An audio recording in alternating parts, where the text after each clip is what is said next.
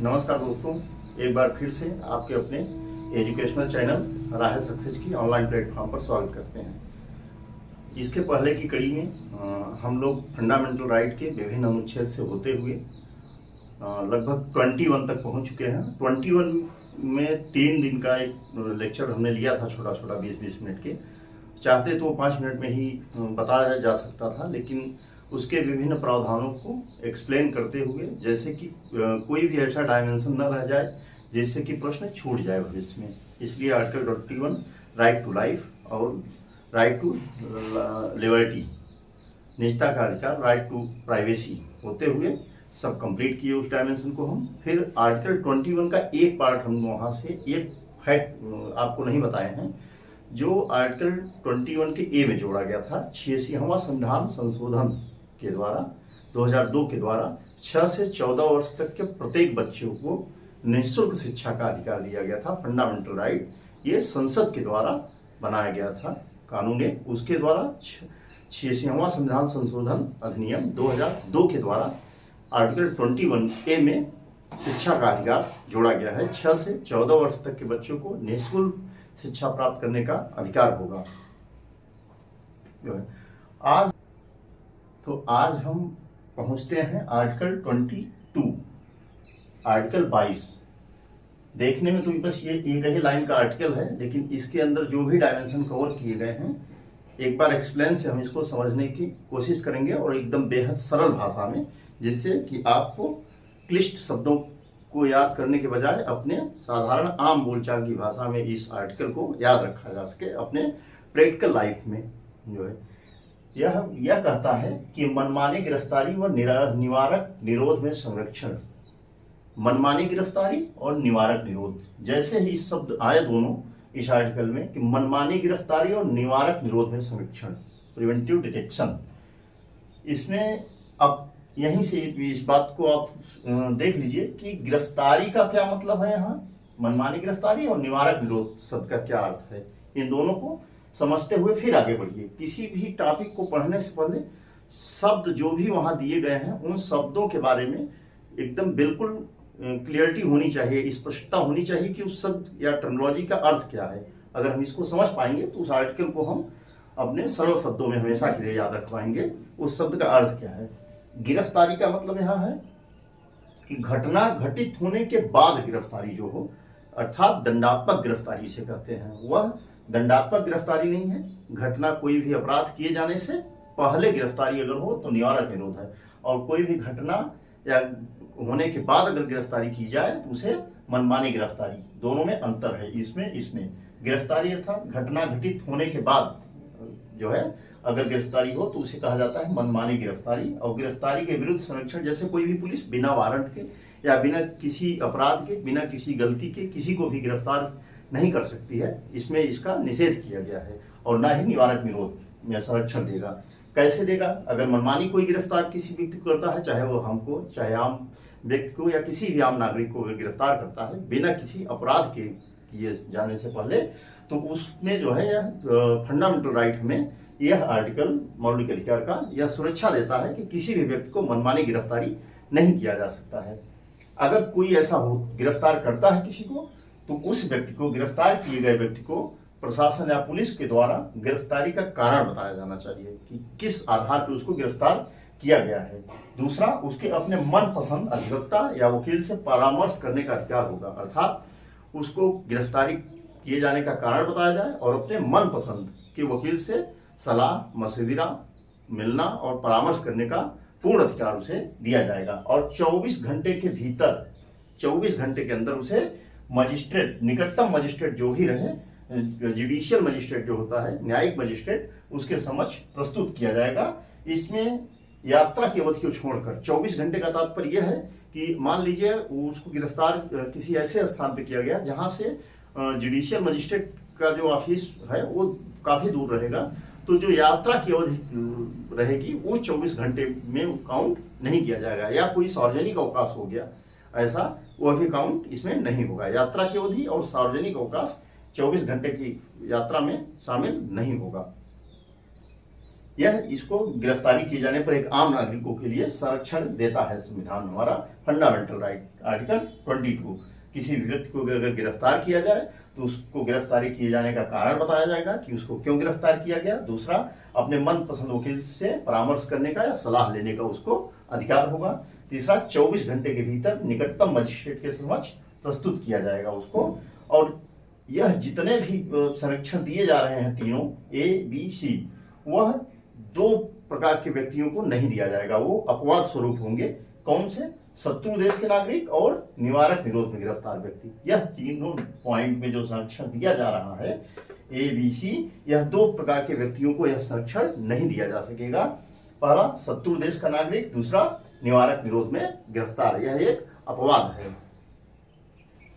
अब इन टर्मिनोलॉजी को हम समझने की कोशिश करेंगे कि शत्रु देश का नागरिक किसे कहते हैं और निवारक निरोध में गिरफ्तार।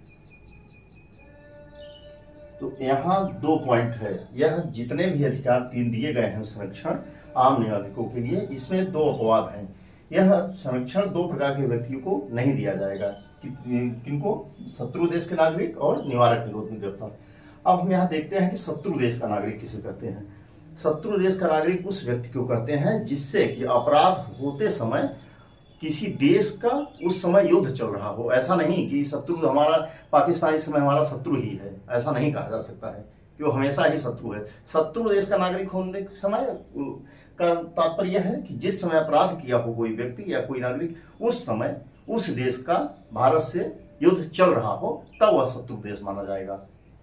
ये हमारी एक भावना है और एक अपना अलग विचार है कि हम किसी भी देश को या पाकिस्तान को या किसी को अपना शत्रु ही मानते हैं, पाकिस्तान को खासकर। तो ऐसा नहीं है कि वहाँ के नागरिक को हमेशा शत्रु माना जाएगा। युद्ध चलता रहना चाहिए उस समय।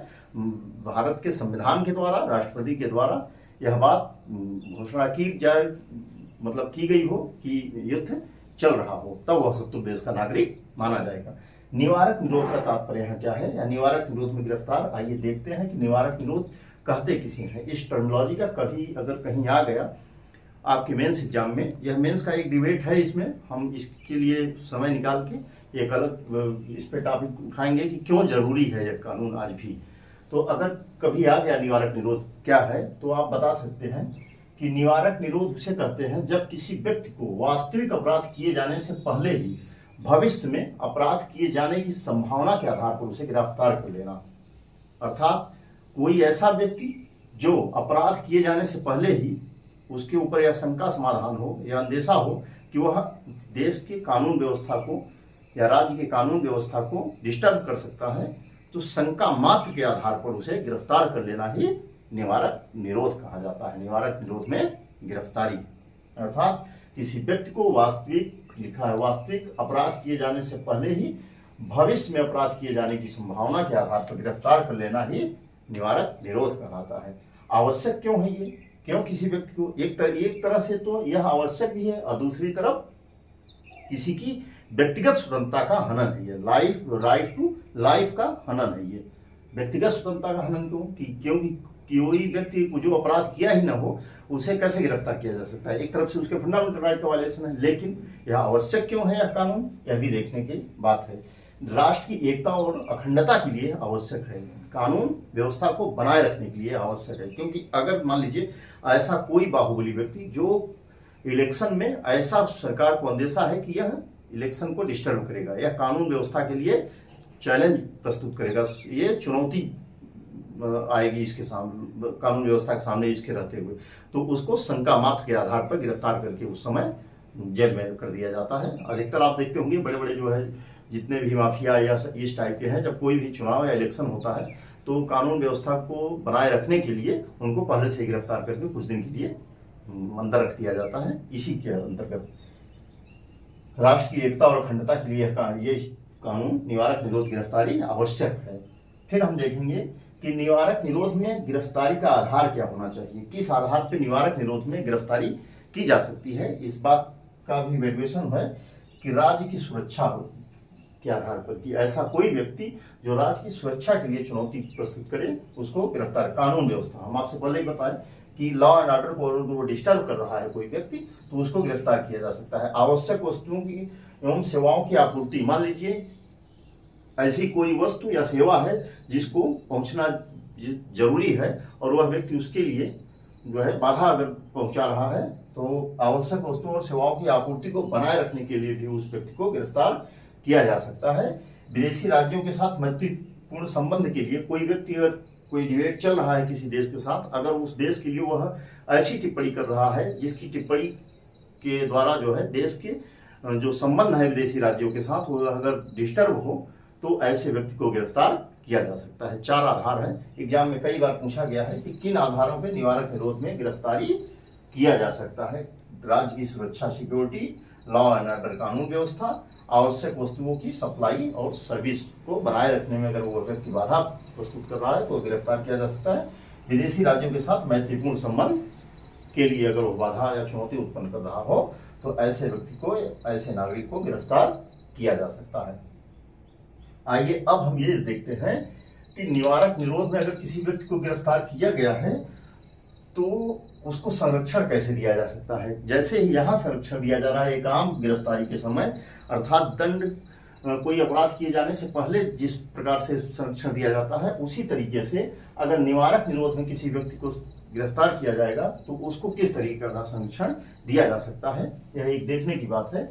अगर किसी व्यक्ति को 3 माह तक निवारक निरोध में अगर गिरफ्तार किया गया तो 3 माह तक उसको गिरफ्तार किया जा सकता है, उससे अधिक नहीं। 3 माह तक। अगर इससे अधिक समय तक गिरफ्तार किए जाने की जरूरत है तो उसके लिए सलाहकारी बोर्ड की एक सिफारिश आवश्यक है। एडवाइजरी बॉडी होगी, उसकी सलाह जरूरी है, सिफारिश जरूरी है कि क्यों इसको 3 माह से अधिक गिरफ्तार किया जा सकता है। और उस एडवाइजरी बॉडी में होगा कौन कौन 3 सदस्य होंगे, जिसमें हाई कोर्ट के कार्यरत या सेवानिवृत्त न्यायाधीश होगा, जो रिटायर्ड न्यायाधीश होगा जज वह होगा, या जो कार्यरत होगा वह भी हो सकता है, या फिर न्यायाधीश बनने की योग्यता रखने वाला व्यक्ति हो सकता है। अब एक बार देख लीजिएगा, ये प्रश्न कभी कभी आ सकता है कि निवारक निरोध में गिरफ्तार किए गए व्यक्ति को अधिकतम कितने माह तक गिरफ्तार किया जा सकता है। पहला है 3 माह तक, इससे ज्यादा अगर जरूरत होगी तो एडवाइजरी बॉडी की सिफारिश आवश्यक है। और एडवाइजरी बॉडी में होगा कौन, 3 सदस्य होते हैं, हाई कोर्ट के कार्यरत या सेवानिवृत्त न्यायाधीश या न्यायाधीश बनने की योग्यता रखने वाला व्यक्ति। अब आइए इसके अगले पार्ट को हम देखने की कोशिश करते हैं। तो निवारक निरोध में संरक्षण या पॉइंट हम आपको डिलीवर किए कि 3 माह तक गिरफ्तार किया जा सकता है और इससे अधिक गिरफ्तारी के लिए एडवाइजरी बॉडी की सिफारिश जरूरी है। आइए देखते हैं कि निवारक नजरबंदी किसका विषय है। यह समवर्ती सूची का विषय है या केंद्र की। यह समवर्ती सूची का विषय है, आपको पता होना चाहिए। समवर्ती सूची का विषय का मतलब कि ऐसा विषय जिसमें केंद्र और राज्य दोनों अपना अलग अलग कानून बना सकते हैं। केंद्र के कुछ कानून हैं, उसको आप देखिए। राष्ट्रीय सुरक्षा कानून, रासपा जिसे कहते हैं, नेशनल सिक्योरिटी एक्ट। अधिकतर आप देखते हैं पत्रकारों पे और लोगों पे रासपा आए दिन पेपर में दिखाई देता रहता है कि इन पे रासपा लग गया। तो वह रासपा किन आधार पे लगता है, यह अभी कोई संवैधानिक क्लियरिफिकेशन नहीं है। तो रासपा वही है कि अगर रासपा लगा तो इन 4 पॉइंट को देख लिया जाता है कि ऐसा काम कोई किया हो जो राज्य की सुरक्षा के संबंध में जो चुनौती प्रस्तुत किया हो या लॉ एंड ऑर्डर डिस्टर्ब किया हो। इन्हीं दोनों के पॉइंट के बेस पे अधिकतर रासपा लगा दिया जाता है। आए दिन पेपर में इस बात की आप, यह केंद्र का कानून है। उसी तरीके राज्य के कुछ कानून है। मकोका महाराष्ट्र का कानून है। यूपी कोका उत्तर प्रदेश का कानून है। गुज कोका गुजरात का कानून है ये, ठीक। इसी तरीके बहुत पहले पोटा था, टाडा था, अब तो सब समाप्त किए जा चुके हैं। पोटा, टाडा, ये सब कानून समाप्त किए जा चुके हैं। यह सब अभी चालू हैं, चल रहे हैं। गुज कोका, यूपी कोका और मकोका, ये अपने राज्य के अपने अलग अलग कानून हैं। तो आज हम फंडामेंटल राइट की इस कड़ी में आर्टिकल 22 को समझ सकें, और हम आशा करते हैं कि आर्टिकल 22 में ऐसा कोई भी पॉइंट न रहा होगा मेरी तरफ से कि जो आपके लिए स्किप हो, और कोई भी ऐसा कंटेंट एग्जाम में यहाँ से नहीं छूट सकता। और ये तो आपके व्यक्तिगत जीवन के लिए भी जरूरी है कि गिरफ्तारी किए जाने पर आपको क्या क्या अधिकार मिलता है संविधान के द्वारा। एक बार इसको आप देख लीजिएगा। आर्टिकल 21 के ए में एक पॉइंट हम आपको बता दिए थे, जो राइट टू एजुकेशन जोड़ा गया 86वां संविधान संशोधन अधिनियम 2002 के द्वारा। आर्टिकल 21 ए में कई बार एग्जाम में यह प्रश्न पूछा जा चुका है, पिछले साल के पीसीएस में भी पूछा जा चुका है, और फिर संभावना प्रबल रहेगी कि स्टेट पीसीएस में एग्जाम पूछा जाएगा यह प्रश्न। तो अब हम मिलेंगे अगली कड़ी में आर्टिकल 23-24 शोषण के विरुद्ध अधिकार को पढ़ते हुए धार्मिक स्वतंत्रता का अधिकार आर्टिकल 25 से 28 तक पढ़कर धीरे से यस फंडामेंटल राइट की एक क्लास फिर लिया जाएगा कि क्या फंडामेंटल राइट में संशोधन है, और है भी तो कैसे है, और क्या क्या सुप्रीम कोर्ट के या विभिन्न न्यायालयों के डिसीजन क्या थे। इसको पढ़ते हुए इस टॉपिक को समाप्त करेंगे। एक बात और कि आप इस बात से मतलब कि हमेशा संशय में न रहें कि जो क्वेश्चन आते हैं कॉम्पिटिटिव एग्जाम में 60% क्वेश्चन 60% क्वेश्चन 4 टॉपिक से आते हैं: प्रस्तावना, फंडामेंटल राइट, डीपीएसपी और फंडामेंटल ड्यूटी। यह ऐसे टॉपिक हैं जहां से आप अधिकतर आम पेपरों में भी देखिएगा यहीं से क्वेश्चन उठाता है 60%। तो इन टॉपिकों पे अपनी पकड़ बनाए रखने की जरूरत है। अब हम आपसे कल मिलते हैं इसके आगे की लेक्चर में फिर से। अगर आपको कंटेंट सही लगे, एग्जाम ओरिएंटेड हो, तो हमारे चैनल को सपोर्ट करते हुए लाइक, सब्सक्राइब और शेयर करें, जिससे कि हम आपके लिए एक बेहतरीन कंटेंट प्रोवाइड कर सकें। मिलते हैं नेक्स्ट कड़ी में, नेक्स्ट लेक्चर में। तब तक के लिए जय हिंद, जय भारत।